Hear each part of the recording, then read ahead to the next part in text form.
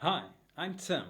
The piece you're about to see is from the world's first spiritual comedy club. It's the They Have Big Eyes, but They're Actually Okay comedy club. It made its debut at the Big All Shift Happening Now conference this year.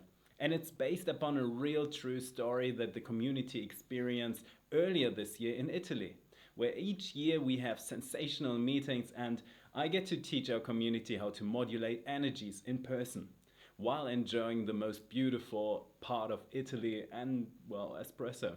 When you're interested in joining us others in Italy, go to allshifthappily.now.com and send me your resume. You will also hear a couple of sentences about Ticket to Ride, one of the best ascension courses. One more time, when you're ready to grow and awaken to the next level of your reality, go to allshifthappily.now.com and join us. With that being said, curtains up and much laughter. Happy shifting.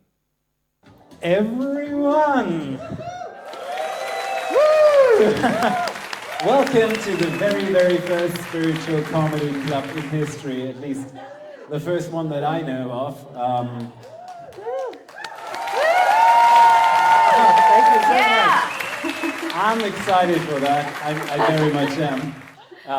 Because we go full impro and try to prevent Sarah Breskman from going too loosely.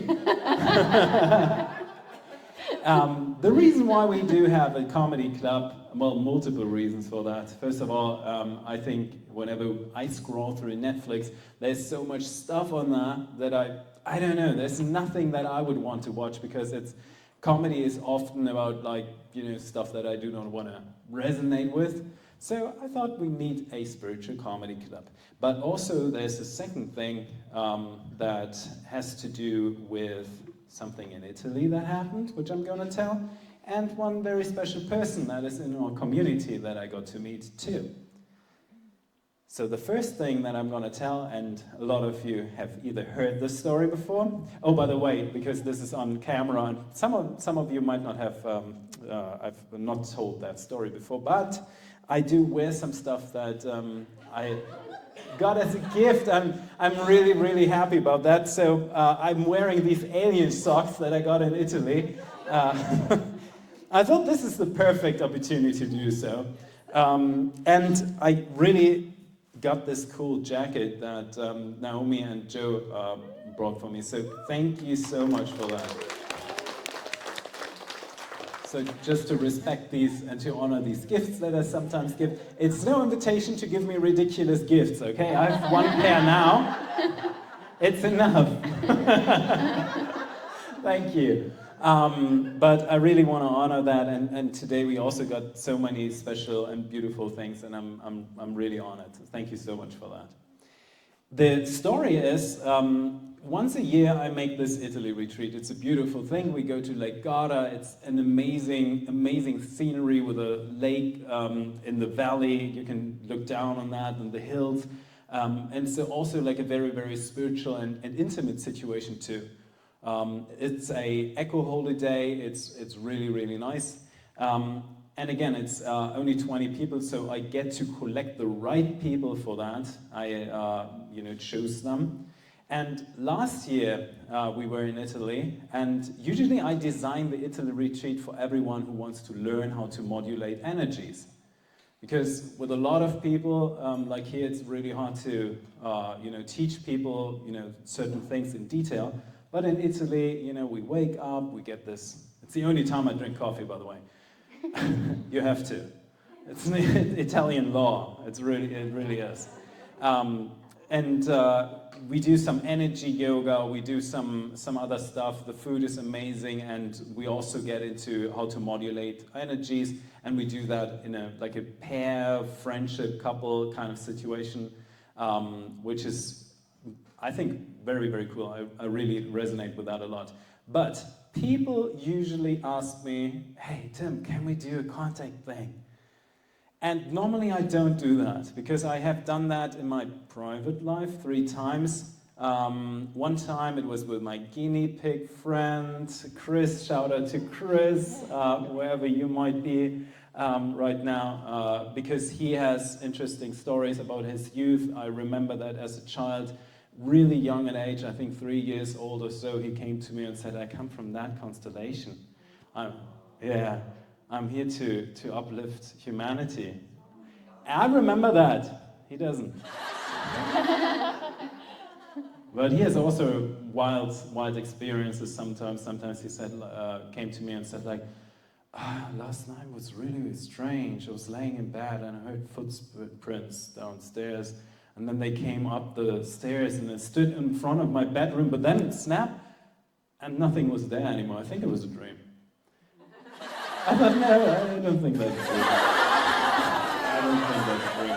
So I brought him here to the extern stones at the equinox time. Again, the energies are more compressed.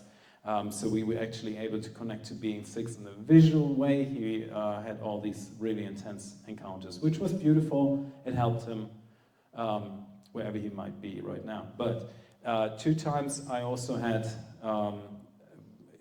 quite intense, not even scary things, but I had people who were coming to me and saying like, Tim, I'm so ready to meet aliens. I'm so ready. I was born ready for that. You heard that? So usually they're not. Because there's something with the nervous system. So one time we went into the forest, there was a golden disc upon, it was only a golden disc. I was thinking, oh my goodness, this is so special and so cool, until I heard everyone screaming and running away. And it's a wild situation when people get really scared. You know, you say the most nonsense things in the world. I was like, whoa, what? And I thought like, that helps no one, Tim. That helps no one. And then I saw all the girls running into the German forest, and I thought like, oh my goodness, I have to figure out where they are now. Another time we had a contact scenario, and in the middle of the German forest, and you've seen the German forest, it's really dense, really dark, and really remote. So we did that in the middle of the night too.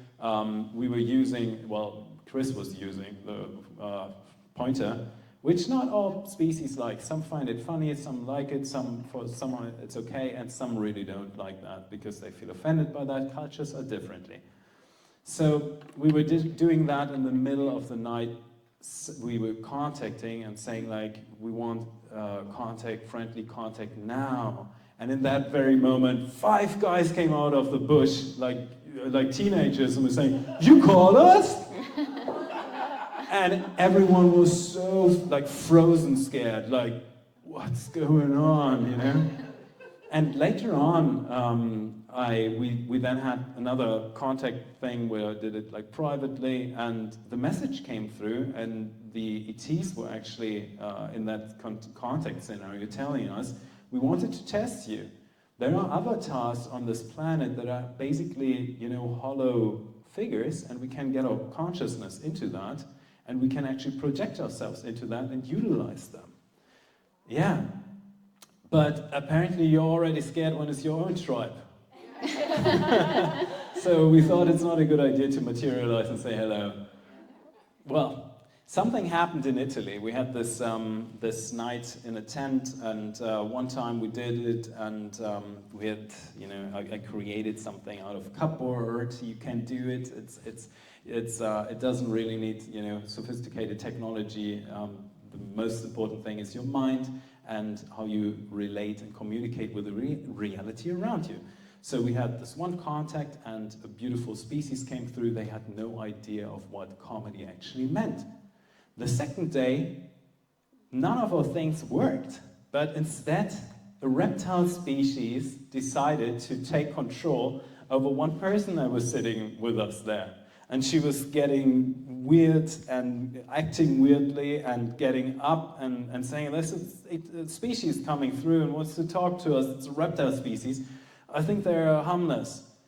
So suddenly she started speaking a different voice, which was interesting to experience that. And this species has then told us at that moment, comedy and laughter is the #1 healing modality in the universe.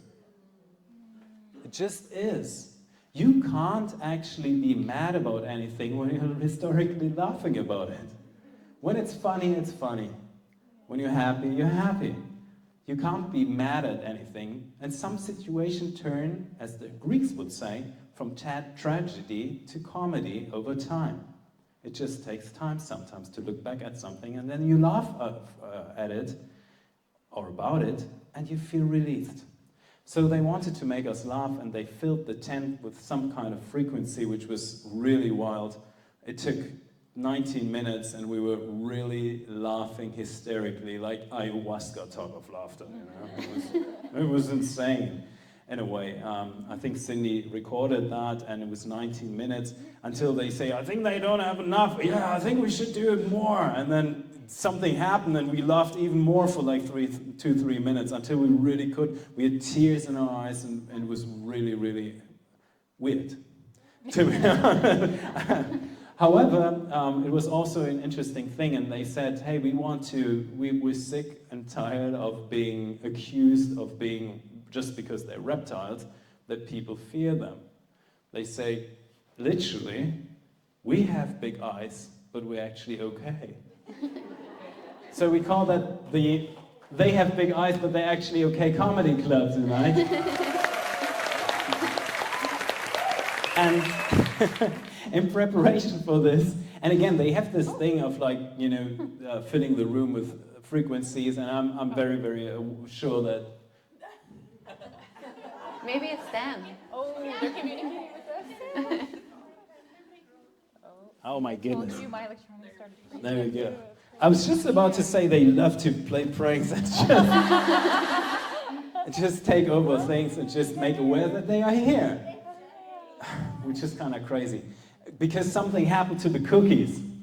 Some of you know. I told some of you somewhere in the room when it happened, but some of you weren't, so I'm going to tell the story, and especially because it's getting recorded. So, at the first day I was telling the story, and we put some cookies on the altar in order for species that are here to be actually enjoying our hospitality and enjoying the environment, and so we put some cookies there. And I was saying, I was actually offering that in Italy, because the one species that did not know jokes came to us and said, like, we would love to shift happily with your community if you want that.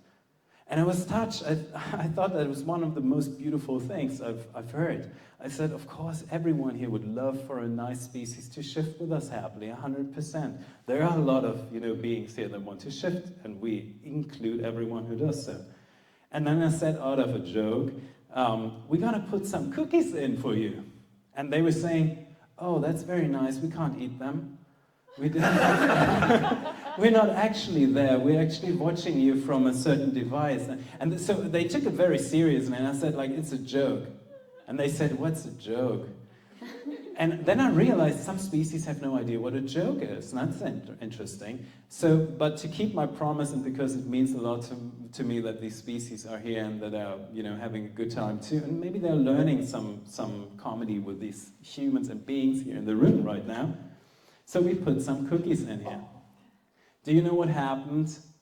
Right after everyone left here, and there were only a few of you here, someone with a hilarious hat, with a bomber hat, these thingies, 2 different socks, just like mine, but different colors, came to the altar, took one cookie, ate it, came up here and said, the beings are here, we want you to know, thank you for the cookies, invite everyone to eat some cookies with us to buy. And went off. And I thought, like, well, that is so odd. That's one of the funniest but also ridiculous things I've ever seen. She stood right here with her weird hat and her 2 socks in different colors and eating the cookies that we put on the altar for some other species. But she also said we should eat the rest of the cookies, so I invite everyone that we at least, at the end, we share some cookies, so at least they're eaten, So basically, this is the inspiring story behind the They Have Big Ears, big eyes, but They're Actually Okay comedy club. We don't actually know if they look like that, but it's a depiction. Now, the other story is that this is the exact color of a factual comedy club that really once existed. And I was very inspired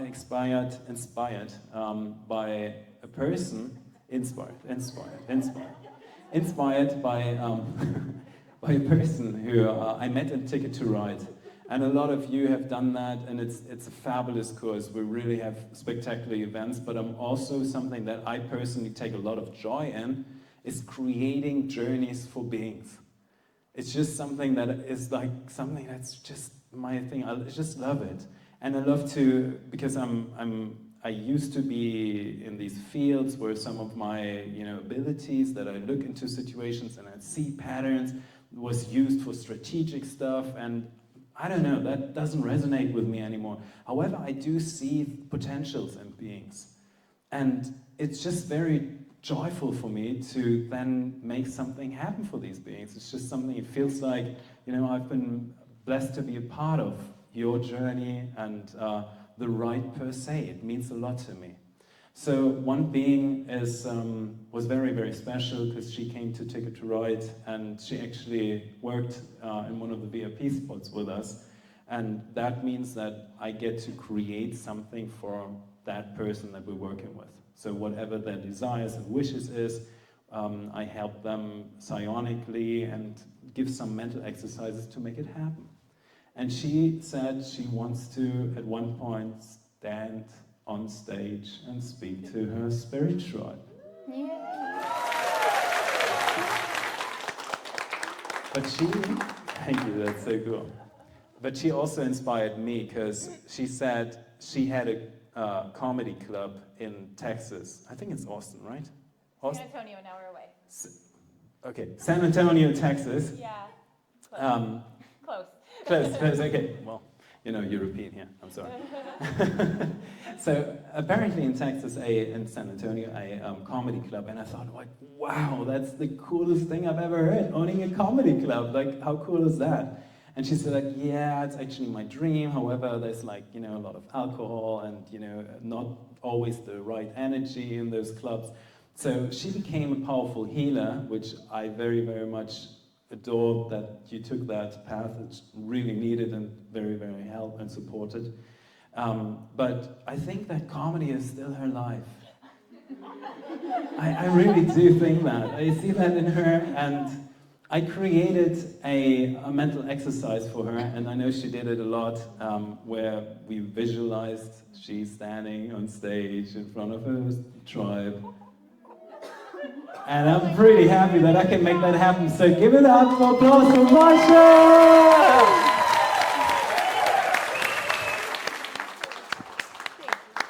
Thank you. Oh my God. Stage is yours. Well, now I'm emotional. Oh, gosh. Yeah. Thank you so much, Tim. I really appreciate it and the opportunity. And I'm not going to get emotional right this minute, but hello, everybody. Welcome. And yes, I just want to go over a few things and talk a little bit about some stuff, and then I'm going to need your guys' help with me. Well, there's a light right there. I'm going to need your help because you obviously know I'm a bit nervous here. So, is that okay with you guys if I get your help in a little bit? Yeah? Can I hear a little bit like, can I hear you a little bit louder here? Let's get the vibrations up. Yeah. Woohoo! Awesome! Now we're talking. So, let me get a little serious on you guys for a second because I want to spin off of what Tim said. And I want to just talk about a few things. He's opened up this platform for me and has given me this opportunity, which is a huge honor to me, to be trusted with somebody that has decided on such a big mission. So I don't take this lightly. So there's been a lot of, oh my gosh, I gotta get this right. And old me is like usually organizing everything and doing all this stuff. And then last minute, Tim was like, no, you made this too complicated. Let's just break it down. It can be super easy. So jumping into this new me and knowing that things can just divinely come through and the messages need to come through I thank you all for being here and being able to witness me being able to do this with ease, grace, and flow, and stepping into a new power, a new trust for the gifts that I intend to bring to the world, just like the gifts that you guys intend to bring after this. I want to spin off of a little bit of what my first intentions with my comedy club were, because somewhere deep down inside of me, I knew when I had my comedy club, I knew that it was healing. Laughter was healing. It was in me. I was a little bit into like law of attraction and spirituality. Kind of started awakening a little bit about 10 years ago, but just wasn't really ready. But I knew in my heart that laughter was a medicine. I didn't know how it was going to all come together and align. And it's very beautiful the way that life shows up for you in the moments when you're trying to figure out your purpose. And for me, figuring out my purpose was being put 15 years ago in a job learning how to use a microphone. When it took me 6 months to get on a microphone and teach people, I was scared to death, right? And here I am today, knowing why I was pushed into my purpose to learn how to speak and do this work on a different level. So yeah, what Tim has said so beautifully is we cannot be angry and happy at the same time. We can only choose one or the other. So my invitation to you is to remember this beautiful community, to remember how special each and every one of you are. I've had a beautiful opportunity to sit at tables with most of you, and I just want you to know that the leaders and the leadership and Tim organizing this and all the leaders behind the stage, they're incredible and they're so welcoming and loving, like I've never seen in my lifetime before. So you're so welcomed here, and it's been so amazing to be able to sit at the table and watch every single one of you guys and your unique individual gifts. So I say this to bring a different type of light to this, a different type of perspective, to remember this beautiful energy, this beautiful work. Right before earlier today when we sat and we all brought our light down and we brought it down into the earth. I know you guys felt it. It was incredible. That was us. We did that. And it's so important for us to be strong and continue to remember this energy. And when it's anger, when it's fear, you have a place now to come back home and remember, I get to shift that. I get to change that. I'm powerful. Do you agree? Yes. Do you agree? Yes. Do you agree? Yay! Awesome! Well, thank you guys for being here. A few moments later. Before Tim comes up,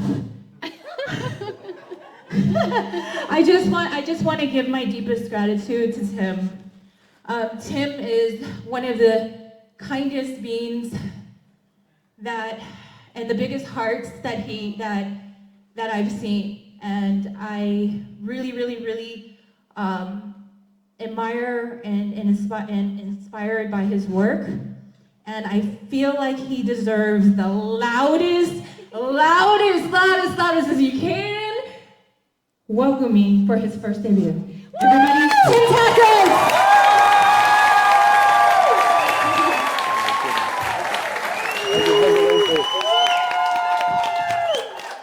Yeah, thank you very much for coming up to this comedy night. I always dreamt of doing that, to be honest, really do. I mean, I know I was raised in Germany, and there's a popular joke in Germany. How many Germans do you need to switch on a light bulb?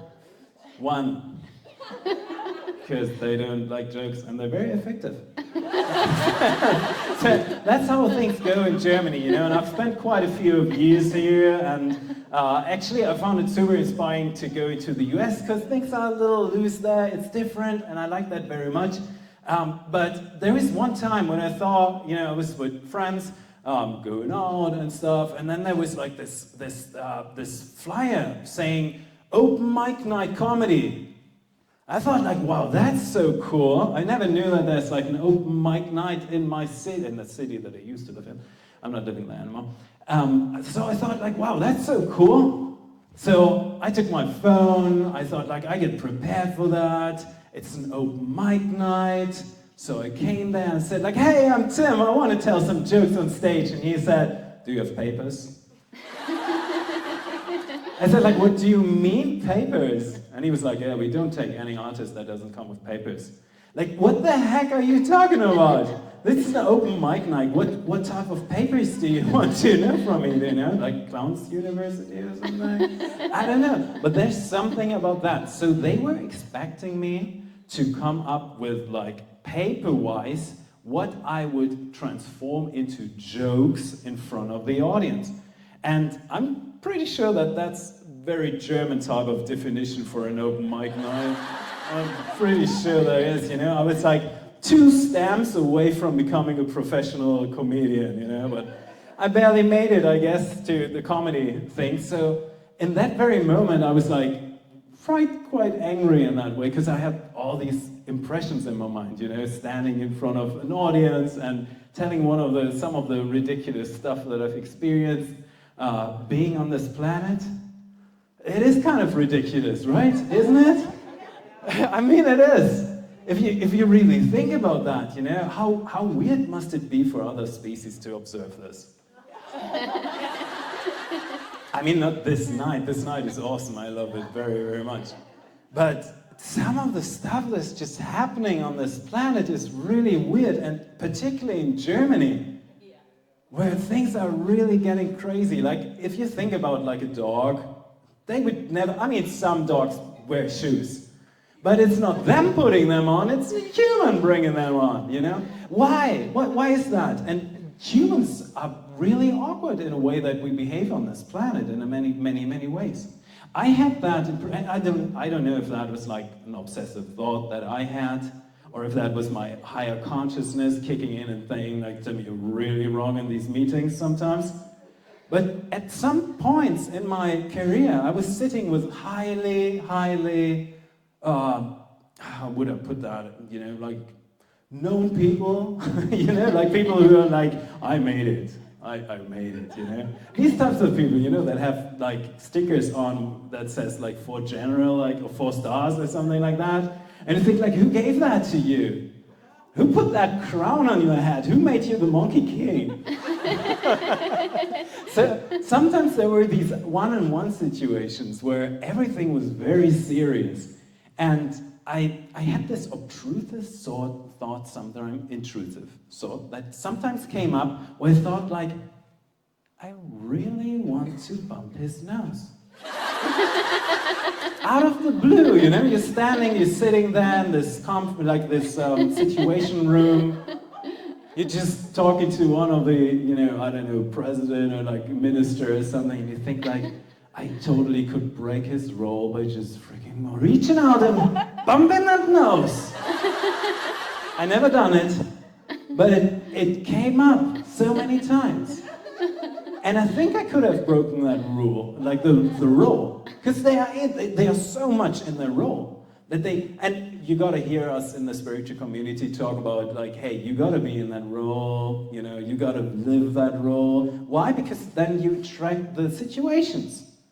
It's like me and this comedy club, it just works. But but if you sit there and he's in that role of being like the super serious type of minister. And they speak it like that too, you know, like and I really thought like, I'm gonna bump his nose. I'm gonna do it. And he's gonna be so perplexed. They call that asymmetrical intervention. It's a term, I learned that. I was specialized on extremistic groups and exit strategies and all that stuff. And one thing that I've learned is, you gotta break the energy of that role. It helps. It's basically a real trick. You gotta do that whenever you're like in a weird situation, you know? You gotta break that role. Just do something so unexpected, it's gonna help them too. Because they don't know how to react upon that. It's like when someone is yelling at you, you just start dancing and singing and doing this, you know? They don't know what's happening. They didn't know what's happening. My earthly dad, he's a doctor, and at one point he had a patient. He was in a dispute with a patient, And the patient thought he's coming in, he's pretending to be sick, and then my dad would like react upon it and throw him out because they have a dispute. So this patient came in and was like, blah, blah, blah, this is happening, and that is why he was injured, and all blah, and that stuff. And my dad was like, really calm, like, yeah, let's go. We're gonna take you into surgery right now. And he was like, that's gonna have consequences. And it's gonna die. Like, what the heck, bro? It's just, nothing happened right now. You just left that thing. But this is how you actually break these things. And let me see what time we have. Okay, cool. So one thing that I'm always thinking is like, how ridiculous is that place? How ridiculous is that? And I think we're not the only ones who think that. I think for each and every one there will come a time when you, I, we, all of us, at one point, we leave this. Maybe well, definitely we're going to shift happily, but maybe we do it earlier or later, whoever, you know, maybe we do it together, maybe there's a ship coming, taking up, who knows? Who knows? I know their plans. I heard their plans. Well, anyway. Is that a camera? Is that a camera? Oh my goodness.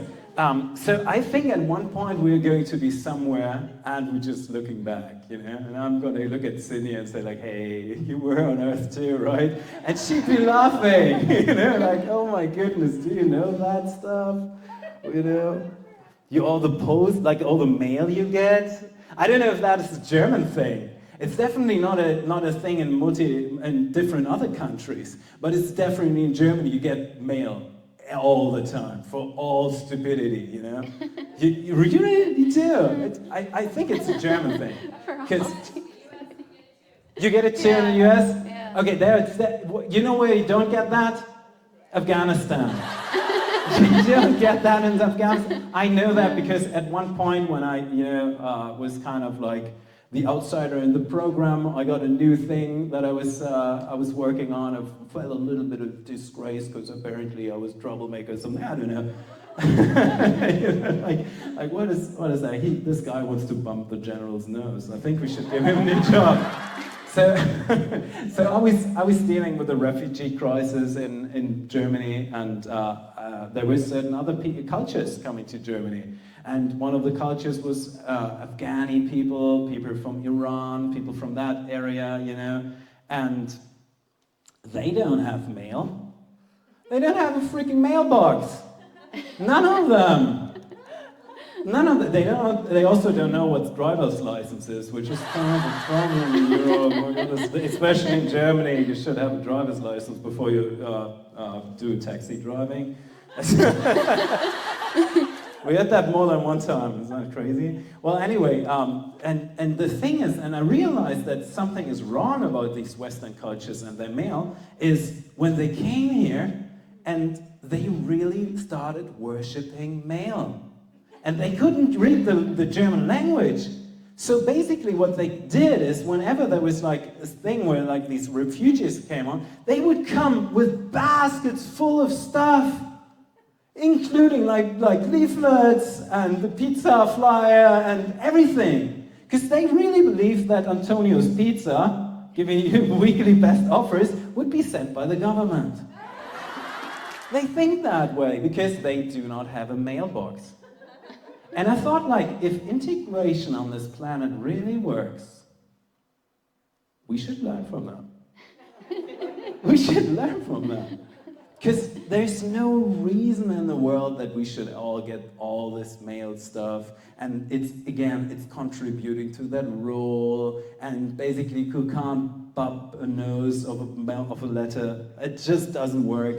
So there's something about all these things, and there's something about integration as well. And I hope that this time we do a better job, and humans do a better job once it comes to integrating all these other life forms. I know we do a better job, I freaking know that. We get the cookies. And so I really hope that, because integration is a two-way street. I know that doesn't always work, especially for Germany. People in Germany will judge you on your Germanness if you come here. It's true, it really is. So if you come here, they really want you to do all the stuff that Germans do, you know, like, I don't know, like dancing like Germans and speaking like Germans, drinking beer like Germans. Oh, you're Muslim, you don't drink, you drink beer. A real German should drink like beer, and all that kind of crap. And then there is like other species or other cultures that have just stuff that makes a lot of sense. Not all of that, not all of the stuff makes sense. Some stuff is better in other countries, some other stuff is better in Germany, and a lot of stuff is really messed up anyway. So I wish people would learn from that. And at one point I really assume that we are going to meet somewhere and we are going to really joke about what's happening on planet Earth. And I think since I don't know what your plans are after this Earth experience, you might go to, I don't know, Arcturus or like one of these other places that Debbie knows a lot about. So if you really need like a map or something, she's the one to ask. But I know that place exists, and one time we're gonna maybe, you know, have this this moment. So I thought, let's have that now. Let's have this moment and realize that this is really ridiculous what's going on planet Earth, and really laugh about it. And one thing that really makes me, that opens my eyes, is what would happen if an alien lands in Germany. I imagine that sometimes, you know, thing comes down, lands there, some people coming out, you know, bringing all the knowledge of the universe, some cool technology, something to munch on. What? They get the mail, oh my goodness. Yeah, someone would ask them if they have a mailbox, and would send them papers, and then they have to learn German and sit there for hours and hours. It's amazing. So it would land, people would, the aliens would come out, they would walk there, you know, wobble around a little bit with the almond-shaped eyes and all that kind of stuff, bringing the knowledge of the universe and a peace message. And then there's Rainer. Is that your thing? You can't park that there, that's not okay. What do you mean you can't park that there? That's a parking-free zone. You should learn something. Do you even have a driver's license? What the heck, you know? And they would be, oh, I'm so sorry that we're here. We're bringing the peace and the knowledge of the universe. We also brought some nice gifts and some drinks, and we have the wisdom, and we would invite you to get into the Galactic Federation. And do you have papers? Papers for what, you know? For what? And then they would be like, you know, like Rainer would also complain about them being too loud. This thing is like a magnetic gravitational propulsion system that makes no noise. But it's too loud. It's Sunday, guys. It's Sunday in Germany. Did you know that Germany is the only country in the world that has silent holidays? It's true. Germany has holidays where it is forbidden to dance, sing, or have music. That's called, well, yeah, I know. And people wonder about its history, huh? Okay. How long do I speak? Okay, well, anyway. There's something about that, you know, and it takes a lot of stuff away from Germans in a way, you know, that's the only country. Like, how can you do that? It's almost like, you know, you take away something that is really, really nice for people to explore, and Germans do that all the time. They collectively remind you of that. Except when you're from a different country. And I'm in the lucky position that I speak English. I don't speak German. I don't. Because I don't. Well, except for the Germans here, because you're special and I love you. But you don't want that, you know? The other day, it's like you get rebuked by Germans all the time if you are inside of it. It's like the mafia, okay? When you're inside any of these systems, it's bad. If you're outside of it, It's good, you know? The mafia, you gotta be a house guest. You get in there, you get some nice food, you get some vino. It's nice. It's the same thing with like religion, you know?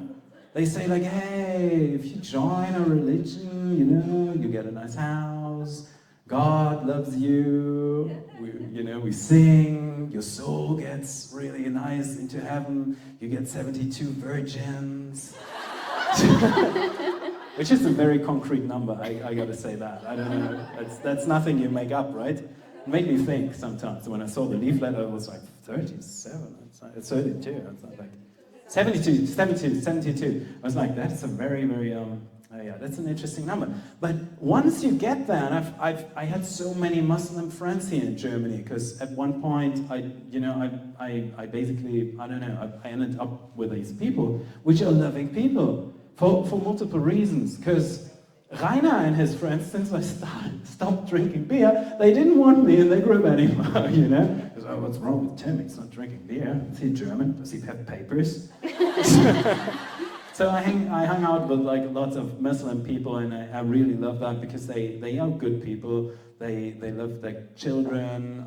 They have so much to share and to think about. They think about the universe a lot and Allah and all that. And there's some stuff that I really resonate with. But there's also some stuff that I don't. There's some stuff that I don't. Because it's all cool as long as you don't join the club. Because once you join a certain club, you get all the freaking rules. And people will remind you of that. And that's the same with German. If you're outside and traveling here and so on, it's a lovely country in a way, you know? But once you are German, you better be silent at 22 p.m., which is 10. You better be silent. And hell no if you ever put your plastic waste in the paper. There is people, and this is no joke, there's German people that will open and control your trash outside. And they will put it in front of your door if you... Yeah, they don't take it out and put it in the right thing like, Tim, come on, that's it. No. They ring at the other neighbors so they get entry to the house. They make it up all the way, 5 chairs, and they put it on and say like, this is what we get for breakfast. That's what you get when you have your German diploma, you know, that's what it is. And there's just something about like being able to speak another language and just pretend. Just pretend you're not from here, you know? That just helps. Because sometimes, and that's a real situation, we were a little loud, you know, it was after 10. We were not loud. We were not playing something, you know, we were not dancing and doing all that stuff. We were just, you know, doing our regular stuff, like video calls, recording something, being with you guys, doing a meditation. Come on, you can do that after 10 p.m., right? You can do that. So, but someone came up to us and was like, Entschuldigung bitte, das ist aber jetzt sehr laut hier. And we were like, excuse me, don't speak that language. And then that's like popping the nose. It gets them out of their role, because they expect you to be German too, so you comply to the rules, and you get reminded of how the club works. So, what you gotta do is you break that asymmetrical intervention, guys. That is for extremistic groups. It works for Germans too. It says a lot. So, she was like, oh, you're not from Germany. I was like, no, I'm so sorry, and I don't speak your language. Oh, well, it seems like you're on a different schedule than we are. So if you don't know, in Germany, we are very silent at 10, but if you're a foreigner, that's kind of okay. So have a blessed day, bye. So yeah, bye. It works, it really does, it really works. And there's something about, you know, the different cultures. I basically, back in the days, I love languages, I really do. And there's something about languages that really fascinates me a lot. And I wish I had, you know, the time to learn like even more. I do speak 8 languages. Thank you very much. Thank you very much. To different degrees, by the way. But at the time back then, you couldn't just expect if you talk to someone who's in parliament in Italy, or French people, which are basically like cats, they could speak English, they refuse to do so. That's their thing, like, oh no, I'm not voting there. That's not what I do here. That's not what we follow. So you can't expect, and English and Italian people just can't. They would love to, but it just doesn't work.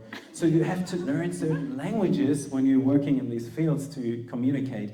It's gonna be easier, we're gonna have very, very soon, there's like these little devices, we're gonna have translation and all that stuff. It's already working, right? I could translate that with AI into 150 languages if I want to. So that's gonna happen, but at one point there is still, the necessity for us to learn languages, because otherwise you have to wait for a translator, and it's a weird situation. And I love languages, so I learned them. And I did also learn Chinese. Thank you very much. I do have papers. I do, thank you. Which is the thing about that, I do not speak any word of Chinese anymore. But I have papers. I can legally say that I have a B2 language skill in High Chinese, which I don't. I don't. I've never done that, because the freaking Chinese language was beautiful, but it works in a way that it's everything about context, not contact, but context, and pronunciation. So if you make little mistakes, it's gonna be a huge mistake. It begins with simple things like saying hi, hello, Ni hao means good day. Ni hao means, hey, can I have your number? That's an issue. If you go into an official context and there's a general ministry and you go ni hao, and suddenly you have this WhatsApp, and then you go on a date, you date a few weeks and you're married and all that kind of stuff. That's not how it should work, So I really refuse to ever speak Chinese, and I basically, if you don't speak a language, it's like you use it or you lose it. What you don't lose is papers. You never lose your papers. I still could legally say hey, I've got B2 diploma in High Chinese. And there's something about, nowadays English is my dominating language, I think they call that. Which means I speak English all the time, and up to a point that it's sometimes really wild in my brain, where German and English sometimes just get mixed up in a way. There's something about learning, and all of you who are bilingual will know that. There's something about the flow and the type of energy that comes along with learning a language. And something that I learned very much, and I've seen that so many times, Germans mostly learn about the English language and American culture from Friends and comedy stuff and all that other stuff, like Hollywood.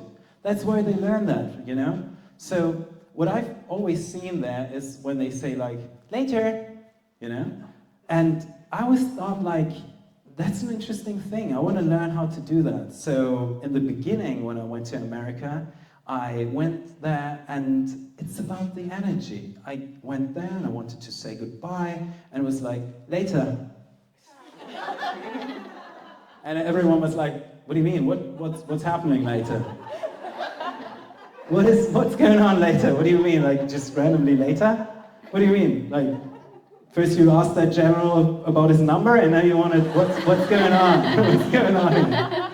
So there's something, and I learned that it's later, guys. And with that, everyone, thank you.